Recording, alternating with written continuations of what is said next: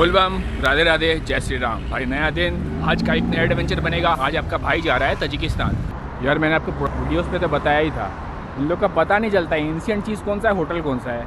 अभी सुंदर सा आर्किटेक्चर देख के मैं रुक गया, फिर सामने जाके पढ़ा तो पता चला कोई एक सरकारी दफ्तर है। और आपका पूरा जो चीज़ है जो बना रखा है, मतलब मॉडर्न एरा में, पुराने ज़माने का कुछ नहीं है, बस थीम पुराना है। ये देखना भाई क्या छुपा रखा है पता नहीं अपने तशरीफ़ में। मस्त है ये हरामखोर बेंचर, हर बार यही होता है। 66 बस नंबर चाहिए मेरे को, हमेशा आती है 65 और 67 दोनों आ चुकी, लेकिन 66 नहीं आए हरामखोर। ये पहुंचा भाई आपका शहर के बाहर, सिटी आउटस्कर्ट। इन लोगों का शहर के बाद भी एक सब डिस्ट्रिक्ट होता है, क्योंकि जब मैं इस कंट्री में एंटर किया था तो लगभग जो शहर के गुच्छे रहते हैं, मतलब आपको मैप्स में दिख जाएंगे स्पाइडर वेब की तरह, उसके अंदर मैं घुस गया था। मैं एक जन से पूछा कि ये समरकंद का कोई बस नहीं मिलता है क्या? वो बोला कि ये समरकंद के अंदर ही नहीं है, मतलब वो शहर का जो एक्चुअल बाउंड्री रहता है वो गुच्छों के अंदर में, बस सेंटर में एक छोटा सा एरिया रहता है ऐसा टाइप का। तो एनीवे अपने वहाँ का तो भाई अलग सीन है। अगर भाई शहर के आसपास भी है तो सभी अपने एड्रेस में शहर का नाम ही लिखते हैं, मतलब एड्रेस के लोकेशन में, मतलब समझ ही रहे हैं आप। अगर वहाँ पे कुछ डिलीवरी मारना हो तो दिल्ली NCR की जगह बस दिल्ली लिख देंगे। सेम चीज़ है कलकत्ता में। कलकत्ता के कितने बाहर, बैरकपुर बहुत दूर होता है एक्चुअल कलकत्ता के बाहर, फिर भी बैरकपुर वाले अपने आप को कोलकाता के वासी ही बोलते हैं। सेम ऐसा चीज़ है इंडिया में, यहाँ पे ऐसा नहीं है। एनीवे शहर के बाहर तो पहुँच गए, अभी यहाँ से कुछ किलोमीटर है, लेकिन अभी भी ये शहर के अंदर ही है। चलिए देखते हैं यहाँ से अगर कोई दूसरा पब्लिक ट्रांसपोर्ट मिल जाए तो ओके है, नहीं तो वो 2000 वाले पब्लिक ट्रांसपोर्ट का ये मतलब है। तो अगर नहीं मिला तो लिफ्ट का कोशिश करेंगे। बोलबम। वैसे भाई मैं ज़्यादा दूर हूँ नहीं बॉर्डर से, बस 40 किलोमीटर है। इतना तो मैं पहले पैदल भी चल चुका हूँ। अगर आपने मेरा मेघालय का व्लॉग देखा हो तो पता होगा, मैं 43 किलोमीटर एक भाई के साथ पैदल निकल गया था। एक्सपीरियंस था, और वहाँ का एनवायरनमेंट अलग था भाई, इससे कड़कती धूप नहीं थी, और लोग तो हेल्पफुल थे ही है। मतलब वैसे एक चीज़ और था वहाँ पे, वैसे ही मतलब खुल्लू आम दुकान वो लोग खोल के रखते थे, फल के साथ, फल उठाओ पैसा डाल दो, और अगर नहीं है तो वो भी लिख के रखते थे कि नहीं है तो बस अपने ज़रूरत के हिसाब से लेके जाओ। तो खाने का हिसाब बन जाता था, और प्यास इतनी लगती नहीं थी क्योंकि एनवायरनमेंट ठंडा था। बड़ा मज़ा आया था। और रूट सिंगल था, जो जितने भी ट्रक थे वो जाते से पहले या तो पूछते थे कि कहाँ जा रहे हैं, या फिर मदद करने के लिए अपने एंड से कोशिश करते थे। गजब एक्सपीरियंस। आप चाहें तो वीडियो देख सकते हैं, पुराने हैं। जनहित में जारी भाई लोग, मैं समरकंद का एक छोटा सा कुपचे के दुकान में गया था। मैं उसको बोला भाई पैरासीटामोल दे दे, निकाल के तो लाया था, लेकिन बोल रहा था 14,000। मैं उसी वक्त समझ गया भाई महंगे हैं, क्योंकि मैंने ऑनलाइन, आपका भाई थोड़ा ऑनलाइन चेक करके ही जाता है हर चीज़, चाहे कुछ भी हो। तो मेरे को ऑनलाइन तो दिखा था कि 7-8 हज़ार के, तो मेरे को 14 बोला, मैंने मना कर दिया। तो अभी निकलते वक्त यहाँ पे एक दूसरा थोड़ा फैंसी सा दुकान था, बड़ा सड़ा। मैं उधर जाके बोला कि कोई माइल्ड फीवर का टैबलेट वाला दो, वो मैं सीधा समझ गई पैरासीटामोल बोल के लेके आ गई। अपने वहाँ वाला इस चीज़ था 10 टैबलेट वाला पूरा पैकेट, सिर्फ 4,000 की। 4,000 सोम कितना हो गया, 24 रुपया। और उधर वो हरामखोर कितना 80-100 रुपये बोल रहा था। चलता है भाई, थोड़ा जान के रखिए प्राइस मेरे से फ़र्स्ट हैंड, ताकि अगर आपको बाई चांस ज़रूरत पड़े तो आपको अजम्पशन हो जाए कि आप डबल से ज़्यादा पैसा ना पे करें। और ट्रैवल कर रहे हैं तो डबल तो कोई ना कोई ले ही लेगा, लेकिन अगर डबल से भी ज़्यादा हो तब से वो अखंड चूतिया पाएगा। उसके लिए थोड़ा प्राइस का अजम्पशन रहना बढ़िया रहता है। तो मैंने आपको बता दिया 4,024 रुपया इंडियन करेंसी में।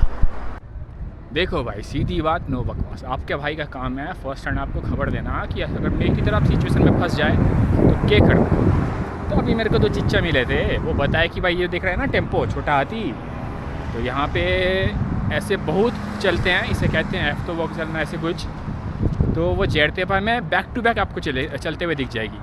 अगर ऐसे साइज़ का कोई भी आपको बस दिखे, हाथ खड़ा करके रोको और पूछो, कोई दिक्कत नहीं। मेरे को बोला यहाँ से सिद्धू है जड़ते पा, निकल ले। तो मैं फ़िलहाल इसी डायरेक्शन में पैदल चलता हूँ, और ट्रक आया तो लिफ्ट मांगेंगे। बोलबम, राधे राधे। भाई ये सीन बैठा कि एक चिच्चा से मैं पूछ रहा था कि यहाँ से चढ़ते पर जाते कैसे, मैंने ज़बरदस्ती इस पर बिठा दिया। जो चक्की है, जो घूमनी चल रही है, और मैंने लोकल से ही पता लगाया कि एक्चुअल भाड़ा है 20, लेकिन मेरे से ले रहे हैं 30, 60 रुपीज़ एक्स्ट्रा। कोनो दिक्कत का बात नहीं है, क्योंकि मैं तो नॉर्मली सफ़र के अंदर रहते हुए मैं 10-11 किलोमीटर के इतने एक बार कैब दे चुका हूँ, कैब भाड़ा, तो ओके ही है।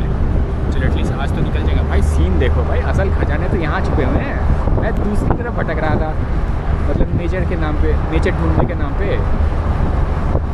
ताजिकिस्तान तो कहते ही हैं मतलब पहाड़ों का देश है। पता नहीं कैमरा पे कितना आ रहा होगा, लेकिन पेड़ पत्ती के पीछे घंटे घंटे पहाड़। ये देखो भैया वादियाँ। भाई एक्चुअली पहाड़ के देश के तरफ तो मतलब अभी से शुरू हो गई। कहते ही हैं ताजिकिस्तान का पहाड़ का देश, अभी से पहाड़ दिखना शुरू हो गई। मैं यही चीज़ ढूंढ रहा था इस कंट्री के क्या कहते हैं, क्या हो गया वो, वेस्ट, नॉर्थ वेस्ट। मैं उधर कुरगान बोल के एक जगह चला गया, मेरे को लगा वहाँ पहाड़ वहाड़ होगा, मस्त सीन सीनरी होगा। सीन सीनरी तो चलो था, लेकिन खुला मैदान था। असल पहाड़ तो यहाँ है। और ये आपका चेक पोस्ट, कोई हराम को धर के यहीं पे कैमरा लगा पड़ा है। चलो ज़्यादा रिस्क नहीं लेते हैं, मैं सीधे उस पार होकर आपको दिखाता हूँ क्या सीन सीनरी है। बोल बम, राधे राधे, जय श्री राम। पहले ये वादियाँ, ये आपका भाई का दुकान, भाई का नहीं मतलब इसका पुराना वाला दुकान, उज़्बेकिस्तान। तो भाई अब क्या बताऊँ, इस पर एक्सपीरियंस कुछ था ही नहीं आपको शेयर करने लायक। आप सुबह मुंह धोने के लिए जितना टाइम लगाते हैं, उससे कम टाइम यहाँ पे मेरे को चेक इन और चेकआउट पे लगा। बस शक्ल देख के धपाधप एंटर एग्जिट। ये भाई झाड़ी के नीचे आपका भाई का था लगले पिछले 10 मिनट का आसियाना। तो वहाँ बैठने का कारण भी था क्योंकि भाई बॉर्डर से निकलने के कुछ दूर बाद मैंने देखा मेरे फ़ोन में उज़्बेकिस्तान का 4G पकड़ने लग गया। तो वही ऑनलाइन थोड़ा रिसर्च वगैरह कर लिए, को बताते हैं यहाँ पे सीन क्या है। देखिए, इस शहर बोलना गलत होगा, पूरा कंट्री में टूरिज़म का कछुआ नहीं है। टूरिज़म के नाम पे मेन ही है हिच हाइकिंग। तो मेरे को एक जर्मन दोस्त मिला था, वो बोल रहा था कि वो साउथ अमेरिका के एक जगह में 15 दिन बिना इंटरनेट के सिर्फ एक चाकू के साथ कैंपिंग करके आया था। मतलब अगर आप उस रेंज के हिचहाइकर हैं, हिचहाइकर बोलते मतलब ज़्यादा हाइक वाइक करना पसंद करते हैं, हिचहाइकर बोलना गलत होगा, हाइकर हैं, तो आप इस कंट्री में आ सकते हैं। क्योंकि इस कंट्री में वैसे अपने आप को खतरे की जगह पे जा डालना बहुत इजी है।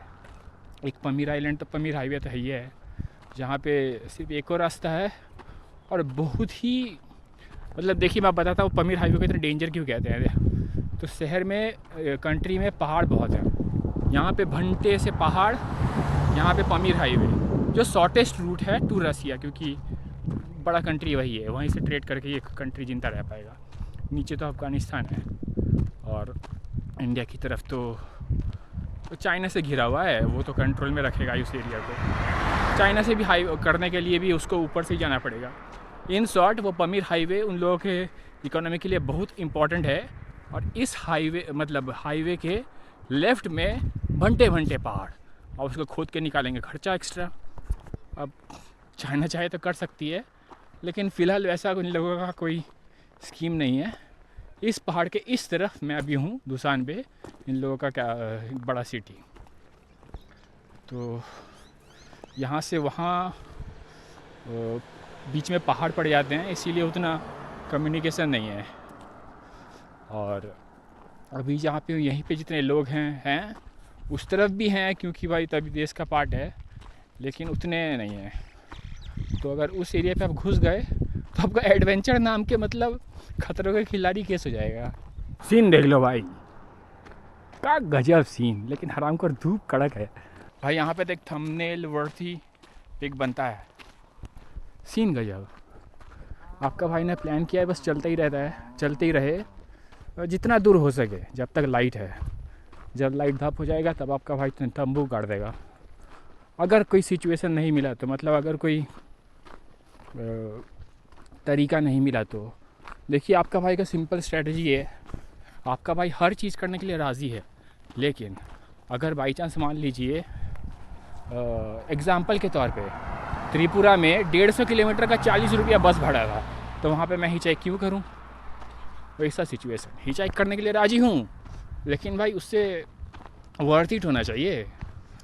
एक्सपीरियंस के लिए अगर कर लेंगे कहीं, अगर बाई चांस मान लीजिए पैसे मेरे जेब में हैया नहीं, लेकिन 40 रुपये बचाने के लिए 150 किलोमीटर का हिचाइक त्रिपुरा में, तो भाई सी केस था। तो कुछ जन कर रहे थे मेरे, जिनके साथ मैं घूम रहा था, लेकिन मैंने 40 रुपये दे के निकाल लिया। उसके बाद फिर नेक्स्ट डे मैं एक इस्कॉन टेम्पल में कैंप मार दिया। वो लोग वहाँ पे पहुँचे, इस्कॉन टेम्पल में रह ही नहीं पाए, फिर डायरेक्टली मेरे साथ नेक्स्ट चलना पड़ा। अपना अलग एक्सपीरियंस हो गया। और वो लोग खाने के पीछे 150 रुपये खर्चा किए थे। घुमा फिरा के मेरा खर्चा भी उनसे कम हुआ, एक्सपीरियंस भी बढ़िया हो गया। मैं आपको बस स्कीम बता रहा हूँ कि आप कैसे किस जगह पे हिचाइक करना का डिसाइड करें। अगेन डिसीजन आपका है, मैंने अपना स्कीम बता दिया। भाई सीनरी देख लो, भाई पीछे देख लो, ये दोनों नन्हे तो जी की बच्चे मिले हैं। मैंने इनसे सिर्फ पूछा था पानी कहाँ है, पानी तो दिखा दिया, लेकिन साथ में भी फॉलो करने लग गए। लेकिन वादियाँ देखो भाई, गजब सी। सेम ऐसा सिचुएशन भाई रशिया में भी हुआ था, लेकिन वहाँ पे एनवायरनमेंट का थोड़ा डिफरेंस था। वहाँ पे एनवायरनमेंट एकदम चिल्ड, एकदम सराटेदार ठंडा हवा और एकदम कड़क धूप, बहुत मस्ती आ रहा था भाई। इतना गजब चीज़ दिख रहा है, मतलब एकदम ठेला बाज़ार वाला बाज़ार है भाई। हम लोग जितने डाउन साउथ जा रहे हैं उतने ठेले बाज़ार में for lack of better term cleanness कम रहा है। लेकिन यही सब जगह में हमको तो ज़्यादा मज़ा आता है। मैंने बताया ना, अगर आप इंडियन मतलब मेंटालिटी के हैं तो आप एंजॉय वहीं पे करेंगे जहाँ पे लोग थोड़े इंसानियत को वैल्यू करते हो। वो उसी जगह पे होता है जहाँ पे एक्चुअली गरीबी होती है। इसलिए इस सब कंट्री में तो भाई बहुत मज़ा आया। उज़्बेकिस्तान में भी बहुत लोग अच्छे लोग थे। इसका मतलब आप इंजॉय कर, दिन ख़राब नहीं जाएगा अगर आप बाहर भी निकल भी गए तो। कहने का मतलब ये हुआ, ठीक है, यही होगा एक्सचेंज। भाई उज़्बेकिस्तानी सोम का तो झमेला मिट गया। एक भाई था, वो भाग के अपने चिच्चा जो भी है उसके पास जाके मेरा करेंसी एक्सचेंज करा दिया। और हाँ भाई, आपको तो बताना भूल गया कि अभी सीन क्या है। देखिए यहाँ पे तो जैसे रजिस्ट्रेशन का चक्कर नहीं है, और मैं होटल के पीछे मतलब इतना पैसा दे के परेशान हो चुका था, क्या कहते हैं, उज़्बेकिस्तान में। मैं यहाँ पे पहला दिन कैंपिंग ही करने वाला हूँ। लोग बहुत ही कम है, कोई कोपचा देख के मैं कैंप काट दूँगा। भाई ये आपका भाई का आशियाना, और ये आपका भाई। भाई मज़े बहुत आ रहे हैं। यहाँ पे ग्राउंड पड़ा हुआ था, मैंने वहाँ पे टेंट काट दिया। तो आज का दिन यहीं पर, जानते ना क्या नाम का एक सिटी है, यहीं काट के यहाँ से आगे बढ़ते हैं। मतलब अगर ऐसे सिचुएशन बनता रहा तो मेरे को लगता नहीं है मेरे पैसे ज़्यादा खर्चे होंगे। लेकिन फिर भी बीच में एक दो दिन तो हॉस्टल लेना ही पड़ेगा फ्रेश होने के लिए। वैसे भाई दाहिना तरफ कुछ बंदा लोग बैठ के ताश खेल रहे थे, इसलिए मेरे को आहिस्ता बोलना पड़ रहा है, नहीं तो चिल्लाने में क्या ही जाता है। बोल बा